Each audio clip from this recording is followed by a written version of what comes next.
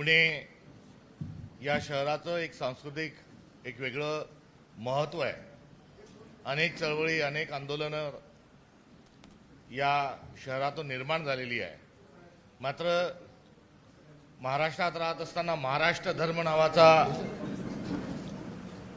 जो एक जगण्याकरता राहण्याकरता जो विचार हा संयुक्त महाराष्ट्राच्या चळवळींनी किंबहुना वारकरी संप्रदायाच्या चळवळींनी किंबहुना छत्रपती शिवाजी महाराजांच्या हिंदवी स्वराज्याने या सगळ्यातून जो एक एहसास जो महाराष्ट्र धर्म नावाची जी जबाबदारी दिली आहे यामध्ये सांस्कृतिक योगदान सर्वाधिक असणाऱ्या पुण्यात आज प्रांताध्यक्ष झाल्यानंतर मी पहिल्यांदा येत आहे आणि येत असताना पुण्याची जी शिकवण आहे सभ्य सुसंस्कृत समाज निर्मितीची जी मूल्य आहेत संस्कृती आणि परंपरा कशा जतन करावा हा संस्कार आहे आणि सोबतच मतभेद असले तर चालेल मनभेद नसले पाहिजे ही जी एक कार्यशाळा प्रयोगशाळा पुण्याच्या निमित्ताने जी बघायला मिळाली आहे त्यामुळे विरोधात एकमेकांच्या राजकीय पक्षाच्या असणे स्वाभाविक आहे आणि टीकाही झाली पाहिजे आणि त्या टीकेतून सकारात्मक काही गोष्टी घडाव्यात। मला असं वाटतं की हे पुण्याचं सभ्य आणि सुसंस्कृतिक पण प्रांताध्यक्ष या नात्यानं ते देखील मला जोपासायचं आहे आणि या पार्श्वभूमीवर आपल्याशी संवाद साधत असताना आज परिस्थिती जी आहे त्या परिस्थितीवर सत्य बोलणं हे कर्मप्राप्त आहे आणि आज छत्रपती शिवाजी महाराजांच्या बद्दल अत्यंत असभ्य आक्षेपार्ह विधान करणारा एक कोटेकर नावाचा एक विकृत माणूस हा देशातून चक्क पळून जातो आणि हा पळून जाण्याची जी पार्श्वभूमी आहे ती काय एकदम उठला आणि पळून गेला अशी नाही, हा दुसऱ्यांदा पळून गेलाय। एक सरकारने देवेंद्र फडणवीस सरकारने एक योजना सुरू केली आहे महाराजांचा अपमान करा आणि सुरक्षा मिळवा। ती सुरक्षा कोटेकरांना ही मिळाली होती आणि नवे नवे तर IAS IPS अधिकाऱ्यांच्या गराड्यात नेहमी हा विकृत माणूस राहत होता।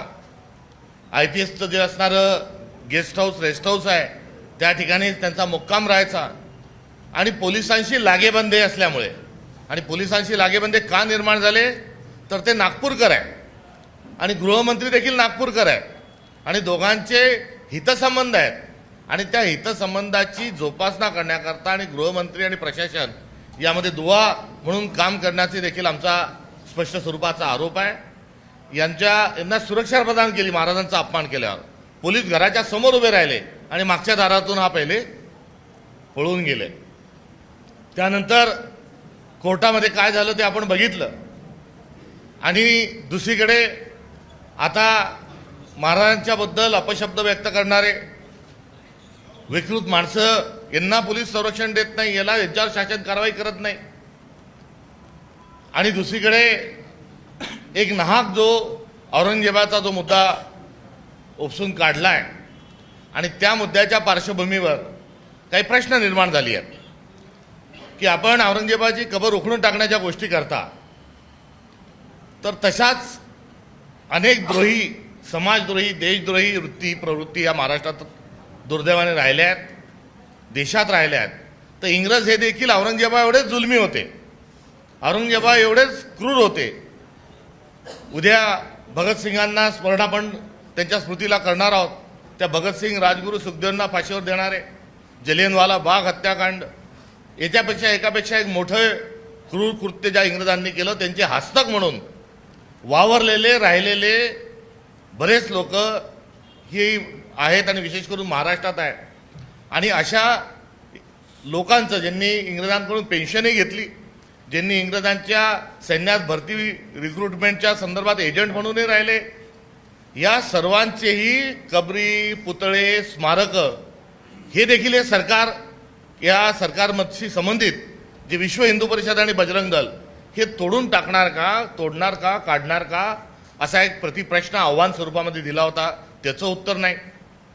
अपमान करा, पुरस्कार मिळवा, याचं एक उदाहरण आपल्याला सांगितलं की ते मागच्या दारातून आता कुठे कलकत्त्याला गेले आणि कलकत्त्याहून भुर्रकन उडून गेले दुबईला. तर सरकार काय करत आहे? अब की बार मोदी सरकार आणि मोदी सरकारमधले दोनच मंत्री आहेत, एक प्रधानमंत्री एक गृहमंत्री. तुमचा गृहविभाग झोपला होता का देशाचा? आणि शिवाजी महाराजांचा अपमान करणाऱ्या माणसाला आपण खुशाल पळून जाऊ देता. आणि हा पळून जात असताना माझा स्पष्ट आरोप आहे की महाराष्ट्रातील पोलिसांनी, ज्या महाराष्ट्रातल्या पोलिसांचं ब्रीदवाक्य आहे सदरक्षणार्थ आणि खल निग्रहणार्थ, तर सज्जनाचं संरक्षण आणि खलाचा निग्रह करण्याचा जे खलत्व आपल्याला ज्ञानेश्वर महाराजांनी पसायदानात सांगितलंय की ते नष्ट करण्याकरता जे खळांची व्यंकटी सांडो, आता ते खलत्व सांडण्याकरता, धरण्याकरता, पकडण्याकरता आणि सज्जनांचं आणि पर्यायाने आपल्या संस्कृतीचं रक्षण आणि शिवाजी महाराजांचा अपमान करणाऱ्या माणसाला पळून जाण्याकरता पोलिसांची फूस होती, पोलिसांची मदत होती. आता ही पोलिसांना मदत करायला भाग देवेंद्र फडणवीस यांनी पाडलाय का? हा एक प्रश्न आपल्या माध्यमातून या ठिकाणी मला सरकारला हा विचारायचा आहे. आणि तो सरकारला प्रश्न विचारण्याचा मुद्दा आधीच आम्ही हा वारंवार प्रश्न विचारत आहोत. आज त्याचा सबळ पुरावा त्यांच्या पळून जाण्याच्या अनुषंगाने झालाय. कुठे मंत्र्यांचा मुलगा हा न विचारता न सांगता कुठे विदेशात जायला निघतो, त्याचं विमान 7 तासात परत आणण्याची शक्ती ही सरकारमध्ये आहे. आणि आपला न विचारता पळून गेलेलं एक लाडका मुलगा, कारण लाडकी बहीण सांगायची आहे, आता लाडका ठेकेदार, लाडका आमदार, लाडका मंत्री अशा ह्या ज्या योजना सुरू केल्या आहेत त्याच्यामध्ये एक लाडका मुलगा पण आहे. हा लाडका मुलगा जो आहे तो कसा होता, काय होता याच्यावर मी बोलून वेळ घेणार नाही. मात्र त्याचं विमान वापस येऊ शकतं, तो लगेच 7 तासात सापडू शकतो, घरी सुखरूप पोचून दिला जातो. मात्र हा आरोपी जो आहे हा तुमच्या डोळ्यात देखत, तुमच्या नजरेच्या समोरून हा फरार होऊन जातो. यामध्ये बराच काही दडलेलं आहे आणि काय नेमकं दडलंय हे महाराष्ट्राला जाणून घेण्याचा अधिकार आहे. आणि दुसरा अपमान करणारा माणूस तर दुर्दैवाने पुण्यात आहे. अपमान करा, सुरक्षा मिळवा. ते सोलापूरकर जे आहे त्यांचंही डोकं ठिकाणावर नाही. ते शिवाजी महाराजांचा अपमान करतात आणि त्यांचा अपमान केल्यावर इथलंच पोलीस कमिशनर सांगता की गुन्हे दाखल होऊ शकत नाही. आणि त्यांना अपमान केला शिवाजी महाराजांचा म्हणून त्यांनाही सुरक्षा प्रदान केली आहे. मी काय केलं तर मागच्या आठवड्यात मी रत्नागिरी या ठिकाणी जो सरकारचा जो महाराष्ट्र सरकार जो कारभार आहे त्या संदर्भामध्ये मी घटनांचा एक क्रम दिला. आणि त्या घटनांच्या क्रमात संतोष देशमुखची झालेली क्रूर हत्या, त्या ठिकाणी पोलीस नसणेच, पोलिसांची कारवाई चुकली हा तर विषयच नाही. बीड जिल्ह्यामध्ये पोलीस यंत्रणा गहाण पडलेली आहे, किंबहुना त्या ठिकाणी पोलीसच नाही अशा प्रकारचा त्या घटनेतून सिद्ध झाला. अत्यंत क्रूरच नव्हे तर विकृत पद्धतीने संतोष देशमुखची हत्या झाली. स्वारगेटच्या बलात्काराचा दुर्दैवी प्रसंग घडला. जी सार्वजनिक जे ठिकाण आहेत ते बगीचे असतील, बस स्टँड असतील, रेल्वे स्टेशन असतील, चौक असतील, हे आपले सांस्कृतिक कट्टे आहेत आणि त्या ठिकाणी पोलिसांचा पहारा असणं हे अत्यंत आवश्यक आहे. किंबहुना अशा असणाऱ्या सार्वजनिक ठिकाणी पोलिसांचा कुठलाच धाक नसल्यामुळे हे गर्दुल्ल्यांचे अड्डे झालेले आहेत. आणि या ठिकाणी पोलिसांचा धाक नसल्यामुळे एका महिलेवर बलात्कार होतो आणि बलात्कार झाल्यावर केंद्रीय गृहराज्यमंत्री येतात आणि गृहराज्यमंत्री काय विधान करतात की किंचाळ्या मारल्या असत्या, ओरडल्या असता, आवाज दिला असता तर बलात्कार झाला नसता. हा देखील एक शासनाचा निर्धावलेपणा किंवा जो जुलमी एक क्रूरपणाच्या अनुषंगानं या वक्तव्याला आपल्याला हे बघावं लागेल. संतोष देशमुखांच्या हत्या या ठिकाणी झालेली, स्वारगेटची हत्या, कस्टडीमध्ये परभणीमध्ये एका अत्यंत गरीब आणि एक कैकाळी समाजाच्या एका कार्यकर्त्याचा त्या ठिकाणी कस्टडीमध्ये झालेला मृत्यू. तर 2 जे केंद्रीय राज्यमंत्री आहेत, एक पुण्यातल्या राज्यमंत्र्यांच्या कार्यकर्त्यांना त्या ठिकाणी मारहाण होते आणि जो केंद्रीय मंत्री आहे त्या केंद्रीय मंत्र्यांच्या संबंधित गुन्हेगार समोर येऊन मारहाण करतात. हा देखील या देशामध्ये, या राज्यामध्ये कायदा सुव्यवस्थेची लखतर वेशीवर टाकणारा हा दुर्दैवी एक प्रकार आहे. तर रावेरच्या ज्या खासदार महोदय आहेत त्यांच्या परिवारातील एका मुलीला ती यात्रेमध्ये गेल्यानंतर पोलिसांच्या समक्ष छेडखानी होते आणि कारवाई होत नाही म्हणून त्या केंद्रीय राज्यमंत्र्यांना पोलीस स्टेशनमध्ये जाऊन धरणे द्यावे लागतात.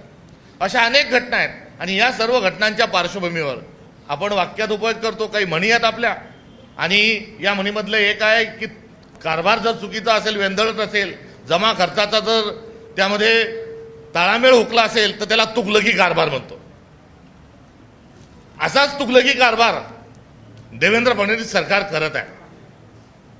मात्र या तुगलकी कारभारासोबत मी सदरचा आपल्याला पहिले सांगितलेला जो घटनाक्रम आहे त्या घटनाक्रमातून क्रूर जे शासन आहे, ही क्रूर जी सरकारचा कार्यपद्धती आहे ही डोळ्यासमोर आली आणि ती आल्यानंतर औरंगजेबाचा कारभार आणि देवेंद्र फडणवीस सरकारचा कारभार एक असल्याबद्दल मी बोललो. आणि हे माझ्या विधानावर मी आजही ठाम आहे, कारण मी आज टिळकांच्याही गावामध्ये आहे आणि लोकमान्य बाळ गंगाधर टिळकांनी शिकवलेला आपल्याला जो स्वाभिमान आहे, तो स्वराज्य माझा जन्मसिद्ध अधिकार आहे आणि तो मिळवणारच, हे जसं त्यांनी ठणकून सांगितलं होतं तसंच मी माझ्या विधानाच्या संदर्भात काँग्रेसचे राष्ट्रीय माजी अध्यक्षांच्या गावातून या ठिकाणी माझ्या देखील विधानावर माफी मागावी ही जी मागणी उपमुख्यमंत्री एकनाथ शिंदे साहेबांनी जी केली आहे त्यानंतरची माझी पहिली पत्रकार परिषद आहे आणि त्यांनाही मी सांगू इच्छितो की मी शेंगा खाल्ल्या नाही, मी टरफलं उचलणार नाही. आणि यासोबतच हा संदर्भ आपल्या पुढ्यात मांडण्याचं कारण काय, तर मी जे विधान केलं, ज्या विधानावर मी ठाम आहे आणि आज सांगतोय की मी ते विधान वापस घेणार नाही. मात्र त्यांचं म्हणणं आहे की माफी मागा एकनाथ शिंदे साहेबांचं, की मुख्यमंत्र्यांची माफी मागा, अन्यथा राष्ट्रद्रोहाचा गुन्हा माझ्यावर दाखल करा, अशी मागणी हाऊसमध्ये विधानसभेमध्ये ही एकनाथ शिंदे साहेबांनी केली आहे. अहो माझ्यावर मी फडणवीस साहेबांच्या संदर्भामध्ये केलेला उल्लेख आहे त्याच्यावर मी ठाम आहे, तर मला धमक्या देतात, राष्ट्रद्रोहाचे गुन्हे दाखल करा सांगताय. दुसरे उपमुख्यमंत्री जे पुण्या जिल्ह्यातील आहेत, आपले पालकमंत्री पण आहेत, ते त्या ठिकाणी सभागृहात सांगतात की त्यांच्या वक्तव्याच्या अनुषंगानं चौकशी केल्या जाईल आणि कारवाई केल्या जाईल. तुम्ही माझ्या विधानाच्या संदर्भात ज्याच्यावर मी ठाम आहे आणि कुठेही मी एकरीत भाषा वापरली नाही, मी कुठे अपमानकारक बोललो नाही, मी वस्तुस्थितीचा पाढा आपल्या सगळ्यांच्या समोर त्या ठिकाणी मांडलेला आहे. आणि अशा असताना माझ्यावर तुम्ही एक मुख्यमंत्री म्हणतात की कारवाई तपासून करू, दुसरे म्हणतात राष्ट्रद्रोहाची करा. अहो राहुल सोलापूरकरनी केलेल्या विधानावर तुम्ही काय करणार आहे? याबद्दल हे मुख गिळून गप्प का आहेत? कोठेकरांना तुम्ही देशातून पळून कसं जाऊ दिलं, याबद्दल हे गप्प आहेत. आणि या सर्व प्रकरणाची नागरिक या नात्यानं आपण सर्वांनी मिळून या विकृतीचा आणि हा जो बोकाळलेला जो कारभार आहे, हा असंस्कृत असभ्य जे शासन वागतंय, याचा आपल्याला सगळ्यांना मिळून धिक्कार केला पाहिजे, असंही या निमित्तानं आपल्याला सांगतो. पुणे या शहरामध्ये महाराष्ट्रभरातून मुलं शिकायला येतात. माझा मुलगाही आपल्या जिल्ह्यात शिकलाय.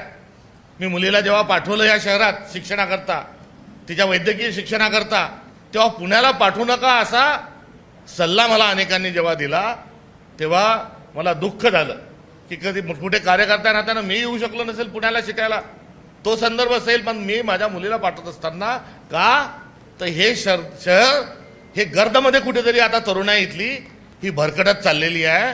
हा संदर्भ एक बाप या नात्यानं आपल्या सगळ्यांसोबत मांडत असताना मला त्याला जोडून या ठिकाणी आपल्याला सगळ्यांना सांगायचं आहे की जो गुजरात आहे, त्या गुजरातलं कांडला बंदर जे आहे, तिथे टनानी कोकीन, गर्द, ब्राऊन शुगर, रेड शुगर काय जे प्रकार आहेत हे सर्व येत आहेत. आणि या सगळं येत असताना त्याचं थेट कनेक्शन, गुजरातचं थेट कनेक्शन हे पुण्याला आहे का, याचा तपास हा पोलीस करत नाही आहे. ती माझी मागणी आहे की हे पुण्याला जे वाढत चाललेलं जे या घरचं सगळे जे आहेत, ब्राऊन शुगर असतील, या सगळ्या भाग असतील, या सगळ्यांचं वाढत चाललेलं जे विद्यार्थ्यांमधलं कुमार अवस्थेतल्या मुलांचं जे प्रमाण आहे, त्या गर्दच्या गर्दीमध्ये हे पुणे हरवून टाकण्याचं जे असंस्कृतिक स्वरूपाचं आणि क्रूर जे काम चालू आहे, या संदर्भामध्ये गृह विभाग काय करणार आहे? या शहरामध्ये हा संदर्भ देत असताना मुक्तांगण सारखी एक संस्था या ठिकाणी उभी राहिलेली आहे. पु ल देशपांडेंसारखे एक महाराष्ट्र भूषण, एक महाराष्ट्राची अस्मिता असणारा एक व्यक्ती पुणे या ठिकाणी मुक्तांगण सुरू करतो. माझा फ्रेंड फिलॉसॉफर गाईड, मी पुण्यात आल्यानंतर दरवेळेस दररोज आलेल्या प्रत्येक खेपेत मी दुपारचं जेवण ज्या माझ्या अनिल अवचट या प्रिय मित्राकडे करत होतो, आज तो मित्र नाही आहे, मात्र तो आणि त्याची पत्नी पुण्यामध्ये मुक्तांगण चालवतात आणि मुक्तांगण हे व्यसनमुक्ती केंद्राचं जगाला मार्गदर्शन करणारं एक केंद्र असताना दुसरीकडे या प्रयत्नांना फोल ठरवण्याकरता आज गृह विभाग दुर्लक्ष करून पुणे शहराला या गर्दीत जे ढकलत आहे त्याचे आर्थिक हितसंबंध कोणाची लागेबांधे आहेत, एवढी मोठी गुंडागर्दी या ठिकाणी कशी होऊ शकते हा विषय, महिलांची सुरक्षा असेल, व्यसनांचा असेल, अनेक मुद्दे आहेत. आणि या सगळ्या कारभारांच्या माध्यमातून मी एक प्रश्न विचारला होता, तो आज पुन्हा या ठिकाणी विचारणं औचित्याचं ठरतं. एक तर महाराष्ट्राला पूर्णवेळ गृहमंत्री नाही आणि पूर्णवेळ गृहमंत्री नसताना एक स्वतंत्र गृहमंत्री हा महाराष्ट्राला असला पाहिजे. कारण आम्ही राजीनामा मागतोय, संतोष देशमुख प्रकरणातून मागतोय, इतर प्रकरणातून मागतोय, भांडवलदारांच्या घशात महाराष्ट्र अंधन देण्याचं काम सुरू आहे, त्या संदर्भात अनेक आकडेवारी आहे ती मांडतोय. मात्र आज संपूर्ण महाराष्ट्राच्या लक्ष वेधेल अशा ठिकाणी आलेला असताना एक आमचा नव्याने एक प्रश्न आहे, त्याचं उत्तर हे देवेंद्र फडणवीस साहेबांनी दिलं पाहिजे की महाराष्ट्राचा गृह विभाग घाशीराम कोतवाल चालवत आहे का, हा देखील एक ऐरणीचा प्रश्न आज या सगळ्या वास्तवाच्या माध्यमातून निर्माण होत आहे. त्यामुळे घाशीराम कोतवाली कारभार हा जर गृह विभाग करत असेल तर त्यामध्ये दुरुस्ती करणार आहे का, आणि हा कारभार घाशीराम कोतवाल चालवत आहे का, हा एकीकडे नागरिकांना प्रश्न विचारत आहोत आणि झणझणीत टीका करत असताना ती वस्तुस्थिती आपल्या सगळ्यांच्या समोर विशद करतो आहोत.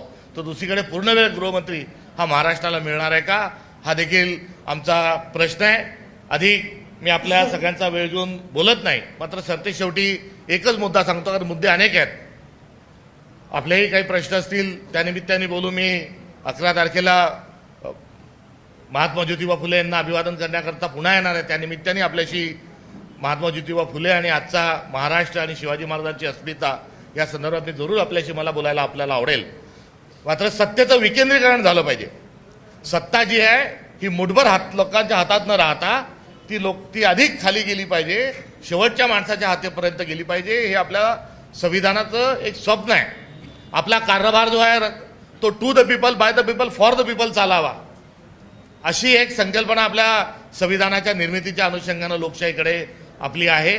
आणि यावर विचार करत असताना देशाचे माजी पंतप्रधान आणि ज्यांनी 21व्या शतकात आपल्याला घेऊन आलेत अशा राजीव गांधींनी काँग्रेसच्या स्थापनेला 100 वर्ष पूर्ण झालेले असताना मुंबईच्या ऑगस्ट क्रांती मैदान या ठिकाणी त्यांनी सांगितलं होतं 1985ला की मुठभर लोक ही सत्ता देशाची आपली हाकत आहेत आणि सत्तेच्या खांद्यावर दलाल बसलेले आहेत आणि आपल्या देशाचा कारभार दलाल चालवत आहे. हे त्या ठिकाणी त्यांनी तात्कालीन परिस्थितीत सांगितलं.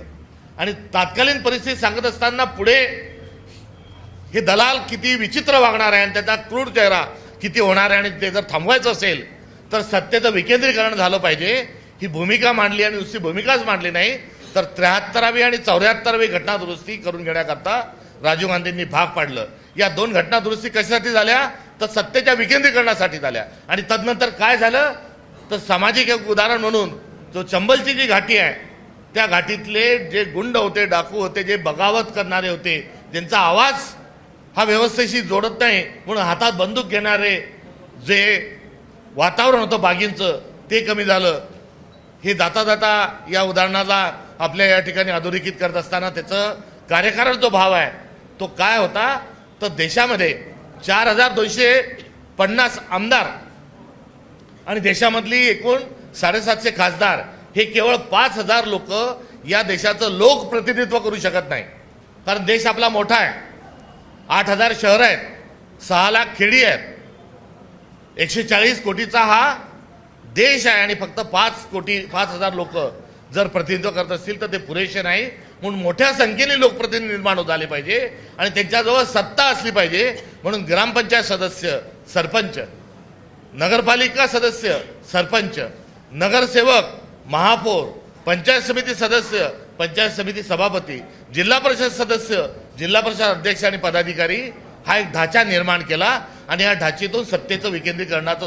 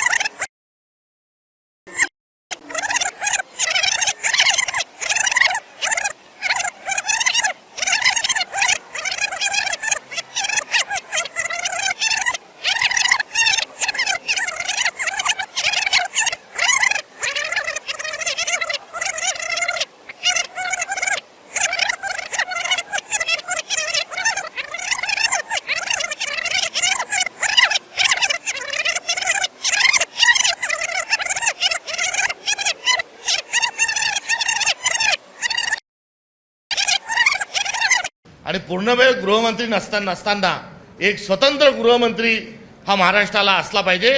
कारण आम्ही राजीनामा मागतोय, संतोष देशमुख प्रकरणातून मागतोय, इतर प्रकरणातून मागतोय. भांडवलदारांच्या घशात महाराष्ट्र अंधन देण्याचं काम सुरू आहे, त्या संदर्भात अनेक आकडेवारी आहे ती मांडतोय. मात्र आज संपूर्ण महाराष्ट्राच्या लक्ष वेधेल अशा ठिकाणी आलेलं असताना एक आमचा नव्याने एक प्रश्न आहे, त्याचं उत्तर हे देवेंद्र फडणवीस साहेबांनी दिलं पाहिजे की महाराष्ट्राचा गृह विभाग घाशीराम कोतवाल चालवत आहे का? हा देखील एक ऐरणीचा प्रश्न आज या सगळ्या वास्तवाच्या माध्यमातून निर्माण होत आहे. त्यामुळे घाशीराम कोतवाली कारभार हा जर गृह विभाग करत असेल तर त्यामध्ये दुरुस्ती करणार आहे का, आणि हा कारभार घाशीराम कोतवाल चालवत आहे का, हा एकीकडे नागरिकांना प्रश्न विचारत आहोत आणि झणझणीत टीका करत असताना ती वस्तुस्थिती आपल्या सगळ्यांच्या समोर विशद करत आहोत. तर दुसरीकडे पूर्णवेळ गृहमंत्री हा महाराष्ट्राला मिळणार आहे का, हा देखील आमचा प्रश्न आहे. अधिक मी आपल्या सगळ्यांचा वेळ घेऊन बोलत नाही, मात्र सरते शेवटी एकच मुद्दा सांगतो, कारण मुद्दे अनेक आहेत. आपलेही काही प्रश्न असतील त्यानिमित्ताने बोलू. मी 11 तारखेला महात्मा ज्योतिबा फुले यांना अभिवादन करण्याकरता पुन्हा येणार आहे. त्यानिमित्ताने आपल्याशी महात्मा ज्योतिबा फुले आणि आजचा महाराष्ट्र आणि शिवाजी महाराजांची अस्मिता या संदर्भात मी जरूर आपल्याशी बोलायला आपल्याला आवडेल. मात्र सत्तेचं विकेंद्रीकरण झालं पाहिजे. सत्ता जी आहे ही मुठभर लोकांच्या हातात न राहता ती अधिक खाली गेली पाहिजे, शेवटच्या माणसाच्या हातेपर्यंत गेली पाहिजे. हे आपल्या संविधानाचं एक स्वप्न आहे.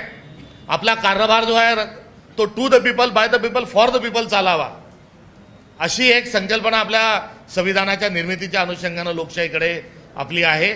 आणि यावर विचार करत असताना देशाचे माजी पंतप्रधान आणि ज्यांनी 21व्या शतकात आपल्याला घेऊन आलेत अशा राजीव गांधींनी काँग्रेसच्या स्थापनेला 100 वर्ष पूर्ण झालेले असताना मुंबईच्या ऑगस्ट क्रांती मैदान या ठिकाणी त्यांनी सांगितलं होतं 1985ला की मुठभर लोक ही सत्ता देशाची आपली हाकत आहेत आणि सत्तेच्या खांद्यावर दलाल बसलेले आहेत आणि आपल्या देशाचा कारभार दलाल चालवत आहे. हे त्या ठिकाणी त्यांनी तात्कालीन परिस्थितीत सांगितलं. आणि तात्कालीन परिस्थिती सांगत असताना पुढे हे दलाल किती विचित्र वागणार आहे आणि त्याचा क्रूर चेहरा किती होणार आहे, आणि ते जर थांबवायचं असेल तर सत्तेचं विकेंद्रीकरण झालं पाहिजे, ही भूमिका मांडली. आणि नुसती भूमिकाच मांडली नाही तर 73वी आणि 74वी घटना दुरुस्ती करून घेण्याकरता राजीव गांधींनी भाग पाडलं. या 2 घटना दुरुस्ती कशासाठी झाल्या तर सत्तेच्या विकेंद्रीकरणासाठी झाल्या. आणि तदनंतर काय झालं तर सामाजिक एक उदाहरण म्हणून जो चंबलची जी घाटी आहे त्या घाटीतले जे गुंड होते, डाकू होते, जे बगावत करणारे होते, ज्यांचा आवाज हा व्यवस्थेशी जोडत नाही म्हणून हातात बंदूक घेणारे जे वातावरण होतं बागींचं ते कमी झालं. हे जाता जाता या उदाहरणाला आपल्या या ठिकाणी अधोरेखित करत असताना त्याचं कार्यकारण जो भाव आहे तो काय होता तर देशामध्ये 4250 आमदार आणि देशामधली एकूण 750 खासदार हे केवळ 5000 लोक या देशाचं लोकप्रतिनिधित्व करू शकत नाही. कारण देश आपला मोठा आहे, 8000 शहरं आहेत, 6 लाख खेडी आहेत, 140 कोटीचा हा देश आहे आणि फक्त 5,000 लोक जर प्रतिनिधित्व करत असतील तर ते पुरेसे नाही. म्हणून मोठ्या संख्येने लोकप्रतिनिधी निर्माण होत आले पाहिजे आणि त्यांच्याजवळ सत्ता असली पाहिजे. म्हणून ग्रामपंचायत सदस्य, सरपंच, नगरपालिका सदस्य, सरपंच, नगरसेवक, महापौर, पंचायत समिती सदस्य, पंचायत समिती सभापती, जिल्हा परिषद सदस्य, जिल्हा परिषद अध्यक्ष आणि पदाधिकारी हा एक ढाचा निर्माण केला. आणि या ढाचेतून सत्तेचं विकेंद्रीकरणाचं सूत्र हे 73व्या 74व्या घटना दुरुस्ती विधेयकातून आपण स्वीकारलं. मात्र आपण आता विसरलो की आपला काउन्सिलर होता, आपला नगरसेवक होता, आपल्या शहराचा महापौर होता, सभापती होते, पंचायत समिती सदस्य होते, जिल्हा परिषद होती, जिल्हा परिषद सदस्य होते, नगराध्यक्ष होते. हे सगळं गुंडाळून टाकलं गेलंय आणि कुठेतरी कायदेशीर एक कॉम्प्लिकेशन निर्माण केली, कायदेशीर गोंधळ निर्माण केला. सुप्रीम कोर्टाकडे बोट दाखवतात आहे. मात्र मूळ विषय हा आहे की सगळी सत्ता ही देशामध्ये नरेंद्र मोदी आणि अमित शहा साहेबांना या दोघांजवळ हवी आहे आणि महाराष्ट्रातली सगळी सत्ता जी आहे ही देवेंद्र फडणवीस साहेबांना स्वतःच्या जॅकेटच्या खिशात हवी आहे. म्हणून हे स्थानिक स्वराज्य संस्थांच्या निवडणुका होऊ देत नाही हा आमचा थेट आरोप या सरकारवर आहे. आणि सगळी सत्ता ही विकेंद्रित स्वरूपात न राहता केंद्रित स्वरूपात राहावी म्हणून निवडणुका नाही. आपल्या शहराचं एक मोठं वैभव आहे, आजही या ठिकाणी अनेक महापौर आमच्यासोबत या ठिकाणी पुण्याचे बसलेले आहेत, ज्यांचं एक वैभव, आपल्या पुण्याचं ते वैभव आम्ही त्या निमित्तानं बघतो. दुसरे आमच्या पक्षाचे नसतील, मात्र त्यांचंही या ठिकाणी असणारे योगदानही आम्ही अधोरेखित करतो, तेही आम्ही मान्य करतो. मात्र आता सत्ता फक्त आमच्याजवळ आणि आम्हालाच ती सत्ता चालवायची आहे. हा देखील एक जो हेका सरकारचा आहे, तो हेकाही आपल्या सगळ्यांच्या समोर मांडतो. आणि या सगळ्या परिस्थितीला बदलण्याकरता सभ्य सुसंस्कृत असणाऱ्या पुणेकरांना साथ घालण्याचा प्रयत्न मी आपल्या सगळ्यांच्या माध्यमातून करतोय. चला या आणि आपण ही परिस्थिती बदलू. आणि जो महाराष्ट्र धर्म जो आहे आपला, तो बुडवण्याचा प्रकार जो देवेंद्र फडणवीस आणि या महायुतीच्या माध्यमातून जो घाट घातला जात आहे, तो त्यांच्या घातल्या जात असणाऱ्या घाटाला आपण सर्वांनी मिळून त्याचा प्रतिकार करू आणि आपला महाराष्ट्र धर्म वाचू. ही माझी आपल्या सगळ्यांना साथ घालण्याचा एक प्रयत्न आहे. आणि आपण यामध्ये सर्वजण पक्ष भेद विसरून, काही मतभेद असतील ते विसरून या एका कमाल कार्यक्रमावर आपण सर्वजण एकमत आहोत. त्यासाठी येणाऱ्या काळात आपण सर्वजण काम करू. ही या सांस्कृतिक राजधानी असणाऱ्या पुण्यामध्ये माझा हा प्रस्ताव आहे, त्याला आपण सर्वजण निश्चित सकारात्मक प्रतिसाद द्याल, ही माझी अपेक्षा आहे. धन्यवाद.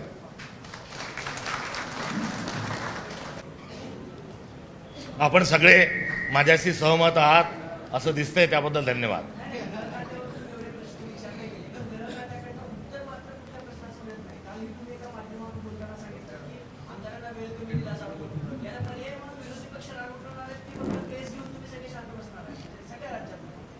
अर्थात या संदर्भात विरोधी पक्ष या नात्यानं आमची जी भूमिका आहे किंवा आमचं जे कर्तव्य आहे ते आम्ही करणार आहोत. आणि सद्भावना स्थापनेच्या अनुषंगानं आम्ही जे थेट स्वरूपामध्ये बस्साजोग ते बीड जी पदयात्रा काढली, हा त्यातलाच एक प्रयत्न होता. नागपूरच्या दंगलीच्या पार्श्वभूमीवर आमचं एक शिष्टमंडळ त्या ठिकाणी गेलेलं आहे. आज आमचे त्या ठिकाणी शांतता प्रस्थापित करण्याच्या अनुषंगानं काही कार्यक्रम आणि काही उपक्रमही आम्ही त्या ठिकाणी राबवणार होतो. मात्र पोलिसांनी असा कोणताच कार्यक्रम करू नये म्हणून आमच्या परवानग्या नाकारल्या आहेत. आणि शांतता ही प्रस्थापित करणं आमचं देखील कर्तव्य आहे. मात्र आमचं वरिष्ठ शिष्टमंडळ त्या ठिकाणी योग्य ती भूमिका त्या ठिकाणी तिथे घेणार आहे. परभणीला जो कस्टडियन जो मृत्यू झाला आहे त्या अनुषंगानं त्याही ठिकाणी आम्ही रस्त्यावर उतरणार आहोत. मात्र सद्भावनेचा आमचा त्याही ठिकाणी प्रयत्न राहील. त्यामुळे शिव भीम सद्भावना पदयात्रा आम्ही परभणीमध्येही आम्ही ती काढणार आहोत. त्यामुळे अशा सगळ्या गोष्टी आम्ही करणार आहोत. मात्र मूळ मुद्दा जो आम्ही तो जरूर त्यासाठी सभ्यतेने आणि सद्भावनेच्या अनुषंगाने प्रयत्न करणार आहोत. मात्र हे मूळ मुद्दा कृपा करून आपण लक्षात घेतला पाहिजे की हे सरकार मूकं, आंधळं आणि बहिरं आहे.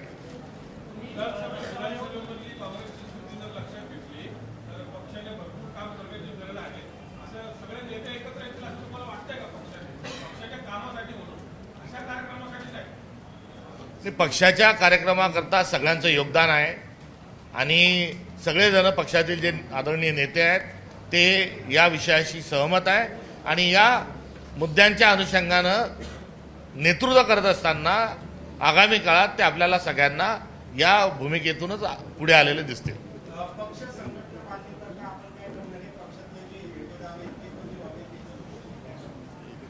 आज संकट भारतावर आहे, आज संकट महाराष्ट्रावर आहे आणि अत्यंत विनम्रतेने कबूल करतो की पक्षावरही संकट आहे. त्यामुळे कॅलेमिटी मेक्स युनिटी हा जो सिद्धांत आहे तो आमच्यावर लागू आहे आणि आम्ही सर्वजण सोबत येऊन काम करू. कुठली गडबाजी आपल्याला दिसणार नाही, या संदर्भात मी आपल्याला आश्वस्त करू इच्छितो.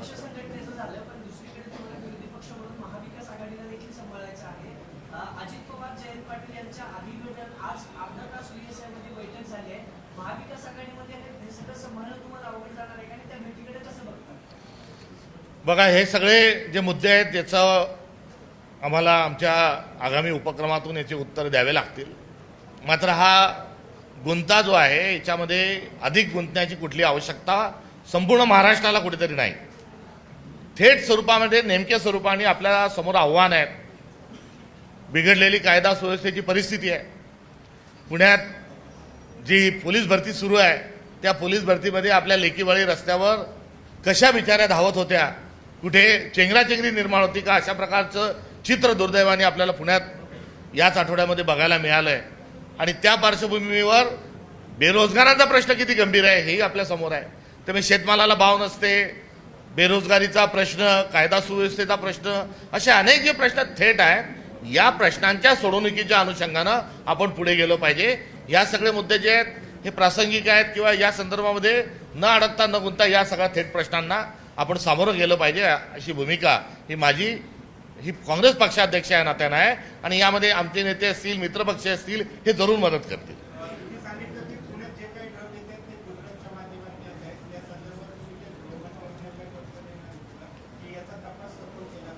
याच्या तपासाच्या अनुषंगानं आम्ही केलेली जी मागणी आहे ती मागणी आम्ही आपल्या माध्यमातून या ठिकाणी उपस्थित केली। किंबहुना अनेक दिवसांपासून दबक्या आवाजात ही चर्चा होती। या संदर्भात शासनाने आपला रिप्लाय दिला पाहिजे। त्यांना जर धक्का मारल्याशिवाय पुढे जायची सवय नसेल आणि आपली सूचना असेल तर त्यांना तशा प्रकारचं निवेदन दिलं जाईल, काही अडचण नाही।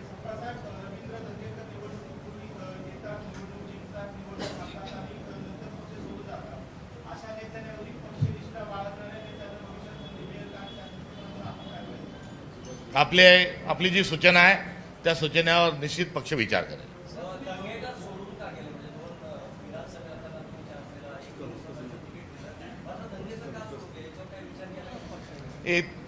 तीन तिकीट काँग्रेसचं तिकीट सिम्बॉल मिळणं हे खूप भाग्याचं लक्षण आहे आणि जे पंजावर निवडणूक लढतात त्यांचा पहिला एबी फॉर्म हातात आल्यावर भाव असतो की चला मला पंजा एकदा का असेना हा भेटला। ही सामान्यातल्या सामान्य कार्यकर्त्याची एक भावना असते आणि ही भावना पक्षातील अनेक कार्यकर्त्यांची आहे आणि या पार्श्वभूमीवर एखाद्या व्यक्तीला जेव्हा सिम्बॉल मिळतो तो सिम्बॉल मिळाल्यानंतर अशा व्यक्तीने जाणं हे निश्चित चुकीचं आहे।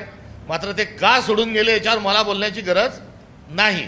सत्ता आणि सत्ता हे महाराष्ट्रातलं बदललेलं जे गणित आहे, जे सूत्र आहे ते त्यांच्या जाण्याच्या निमित्तानं पुढे आले नव्हे तर त्यांनी मी केवळ सत्तेसाठी चाललो म्हणजे विचाराची ऐसी की तैसी सत्ता आम्हाला पाहिजे। त्यामुळे हा त्यातला एक आशय आहे आणि त्याला जर शब्दबद्ध करायचं असेल आणि तो मोह पुण्यात आल्यावर मलाही मोह आवरत नाही। जिधर बम उधर हम नावाचं एक संस्कृती जी पाहत आहे त्याचा या निमित्तानं आपण सर्वांनी मिळून धिक्कार केला पाहिजे।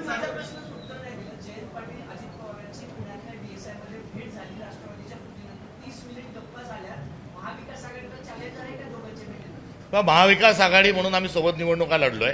आज महाविकास आघाडी म्हणून आम्ही दोन्ही सभागृहामध्ये आम्ही सोबत आहोत आणि आज तिन्ही पक्षांचे जे अध्यक्ष असतील ते आपला पक्षाचं त्या ठिकाणी पक्ष वाढवण्याच्या अनुषंगानं ते कार्यरत आहे। त्यामुळे या संदर्भामध्ये मी यापेक्षा अधिक काही बोलण्याची आवश्यकता नाही। या प्रश्नाच्या संदर्भात त्यांनीच खुलासा केलेला, त्यांनीच उत्तर दिलेलं अधिक चांगलं राहील।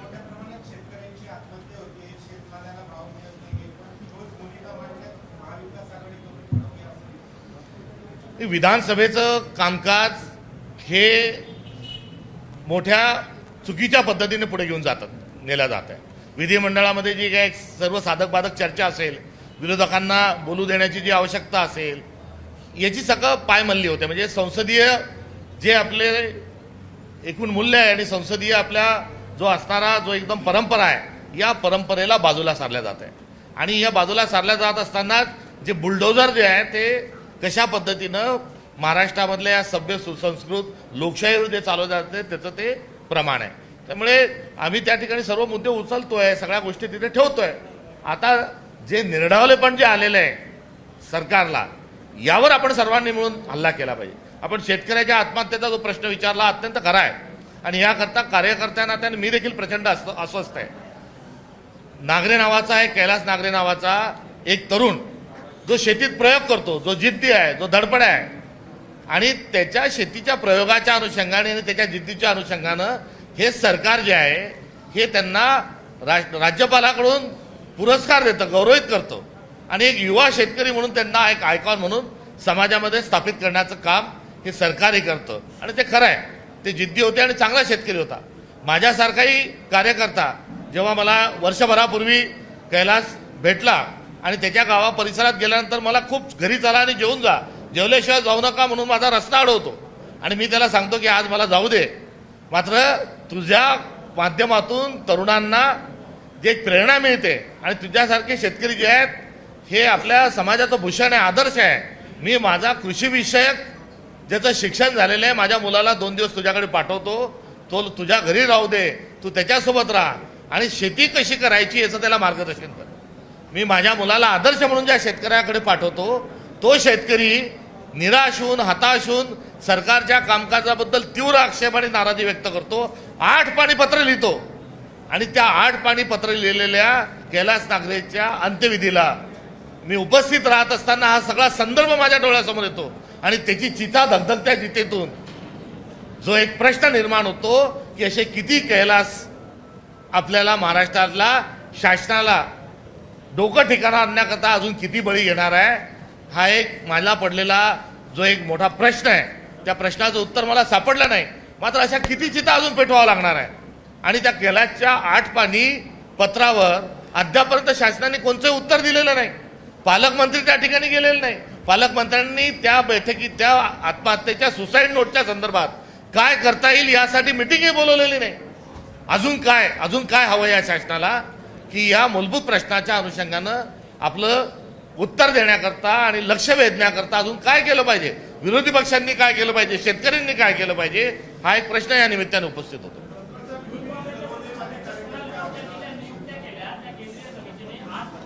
ते त्यांनी अजून प्रश्न विचारला.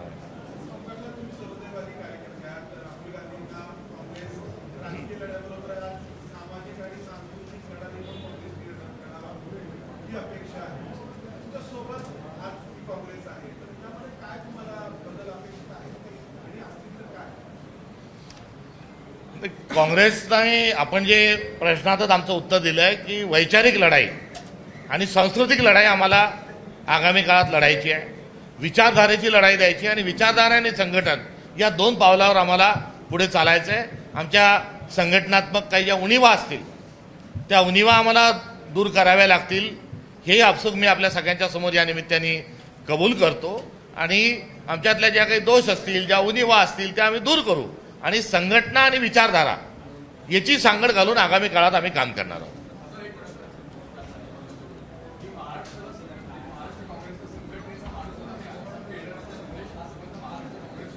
धन्यवाद.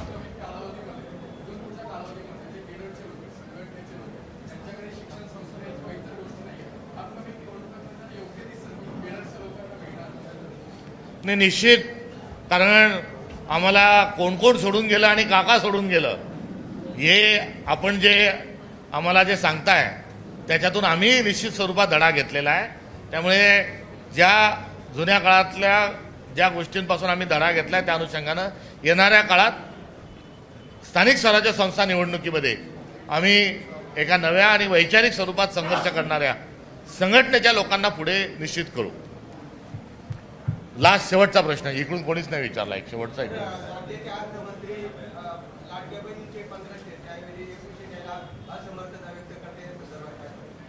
लाडक्या बहिणीचे संदर्भामध्ये निवडणुकीच्या रणधुमाळीमध्ये काय सांगितलं होतं. निवडणुकीच्या आधी मोठ्या प्रमाणावर महिला मेळावे घेतले, लाडक्या बहिणीचे मेळावे घेतले आणि राख्या बांधून घेतल्या.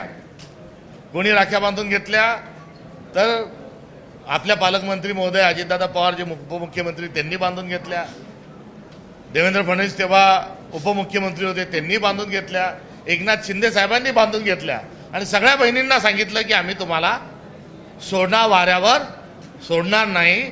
मात्र 10 लाख लाडक्या बहिणींची संख्या कमी करणे आणि अजून त्याच्यात फिल्टर लावून लाडक्या बहिणींचा आकडा हा कमी केला जातोय आणि अनियमितता सांगितल्या जाते. तर या निमित्ताने माझा एक या सरकारलाच प्रश्न नव्हे तर आमची मागणी आहे की हे जर चुकीचे अर्ज होते आणि त्यांना जर पैसे दिले तर अधिकाऱ्यांच्या पगारातून हा पैसा आपण वसूल करणार आहे का. कारण ही फसवणूक आहे, ही अनियमितता आहे आणि या अनियमितता करणाऱ्या अधिकाऱ्यांवर आपण काय कारवाई करणार. आपण पीए नेमत असताना फिक्सर जे पीए होते त्यांना बाजूला सारलंय. आम्ही मागणी करतोय ते फिक्सर कोण होते आणि त्या फिक्सर पीएनच्या सोबत फिक्सर मंत्री कोण होते या प्रश्नाचं ते उत्तर देत नाही. मात्र आता तरी या अनियमितता करणाऱ्या अधिकाऱ्यांवर आपण कारवाई करणार आहात का ही आमची मागणी वजा आपल्याला प्रश्न आहे. आणि सोबतच 1,500चे 2100 करणार होते त्याचाही आपल्याला विसर पडला आहे. त्यामुळे तो विसर लाडका ठेकेदारांचे थकलेले बिलं देण्याकरता लाडक्या बहिणीला बाजूला सारण्याचं एक कारस्थान ह्या मागे असल्याचं देखील आपल्या सगळ्यांच्या समोर या ठिकाणी सांगू इच्छितो. थँक्यू. थांबू आपण शेवटचा. नाही मी सामोरं जातो, उशिरा विचारतो. सगळ्या नियुक्त्या 8 तासात केंद्रीय समितीकडून रद्द करण्यात आला. हा झाला युवक काँग्रेसचा प्रश्न. आणि काँग्रेसच्या मेन बॉडीमध्ये आज बरेचसे नेते आम्हाला बऱ्याच दिवसांनी काँग्रेस भवनमध्ये दिसत आहेत. हे सगळं सांगड कशी राहणार, शहराची घडी कशी बनणार? युवक काँग्रेसच्या संदर्भात आपला एक प्रश्न होता आणि एक दुसरा प्रश्न होता, तो तुम्ही व्यक्त केलेलं जे समाधान होतं त्याचं मी स्वागत करतो. आता राहिला प्रश्न ज्या नियुक्तींच्या स्टेच्या संदर्भात, तर युवक काँग्रेसमध्ये एक कार्यप्रणाली स्वीकारलेली आहे की शिफारसीवर कोणी नियुक्त होऊ नये म्हणून एक आम्ही प्रयत्न केला आहे. राहुल गांधींनी एक प्रयत्न केला होता की राजकारणाचे दरवाजे सामान्य माणसासाठी हे उघडण्याचा एक प्रयोग त्या निमित्तानं जो केला होता.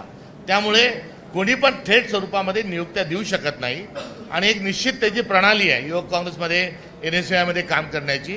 त्या प्रणालीशी कोणीही छेडछाड करू नये आणि सदरू ज्या नियुक्त्या आहेत या नियुक्तीच्या संदर्भामध्ये अशा पद्धतीनं जे काही संकेत आहे किंवा नियुक्तीच्या संदर्भातील जे धोरण आहे ते बाजूला ठेवून काही नियुक्त्या केल्याचं जे निदर्शनास आलं, त्याबद्दल अखिल भारतीय युवक काँग्रेसने त्याला दिलेली जो स्थगनादेश आहे तो स्थगनादेश योग्य आहे आणि तो स्थगनादेश आणि त्या संदर्भामध्ये आता पुढील भूमिका काय असली पाहिजे यासाठी नियुक्त्या देणाऱ्यांना दिल्लीत बोलवलेलं आहे आणि नियुक्त्या देऊ नये आणि दिल्या असतील तर त्या संदर्भात काय केलं जाईल या संदर्भात लवकरच युवक काँग्रेस जो आहे अखिल भारतीय युवक काँग्रेस या संदर्भामध्ये निश्चित भूमिका घेईल. थँक्यू. कोणतं आंदोलन? या संदर्भामध्ये आमचे नेते नितीन राऊत साहेबांनी कालच ज्या बाजू आपली बाजू जी आहे आणि सोबतच कुठेतरी पक्षाची बाजू भूमिकाही त्या ठिकाणी शासनाची मांडलेली आहे. निश्चित एवढ्या दिवसापासून बौद्धगयाला जे सुरू असलेलं जे आंदोलन आहे त्या आंदोलनाच्या संदर्भामध्ये बिहारच्या सरकारने ही ताबडतोबीनं चर्चा केली पाहिजे आणि त्या चर्चेतून मार्ग काढला पाहिजे ही आमची भूमिका. ABP माझा, उघडा डोळे बघा नीट.